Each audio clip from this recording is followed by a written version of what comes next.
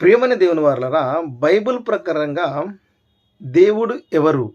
దేవుడు ఎట్లుంటాడు? అని మనం ఆలోచించినట్లయితే, పాత నిబంధనలో ఉన్న యెహోవా దేవుడు దేవుడా? మనం గ్రహించాలి. అంటే దేవుడికి యెహోవా అని పేరుంది. దేవుడైన యెహోవా. అంటే దేవుడికి పేరు యెహోవా ఉంది.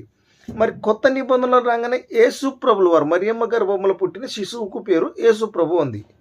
మరి దేవుడెవరు? ఇక్కడ శిశువుకు యేసు ప్రభు అని పేరుంది.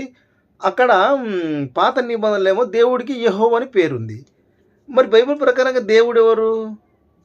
యేసుప్రభు దేవుడని చాలామంది అంటారు. అక్కడ యెహోవా దేవుడని చాలామంది అంటారు. మరి దేవుడెవరని గ్రహిస్తున్నారా? మరి బైబిల్ ఏం చెప్తుంది? దేవుడెవరిని అంటారని చూద్దాం. యోహాను సువార్త 4వ అధ్యాయము 24వ వచనంలో, దేవుడు ఆత్మ గనక ఆయనను ఆరాధించువారు ఆత్మతోనూ సత్యంతోనూ ఆరాధింపవలెను అని ఉంది. దేవుడు ఎవరంట? ఆత్మ అంట. పాత నిబంధనలు చూడండి, ఆది ఖండము మొదటి అధ్యాయము 2వ వచనంలో ఏముందంటే ఇలా ఉంది చూడండి.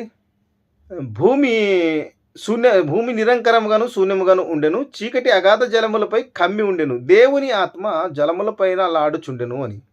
అంటే పాత నిబంధనలో ఆత్మకి దేవుడు ఆత్మగా ఉన్నాడు, ఆత్మకి యెహోవా అని పేరు. కొత్త నిబంధనకు రాగానే శరీరం ధరించుకున్నాడు కాబట్టి ఇక్కడ ఆత్మకే దేవుడు అని పేరు. ఆత్మనే దేవుడు, ఇది గ్రహించాలి. చాలామంది ఆత్మ దేవుడు కాదు, కుమారుడు, చిన్న కుమారుడు, పెద్ద కుమారుడు అనే మాట మాట్లాడుతున్నారు.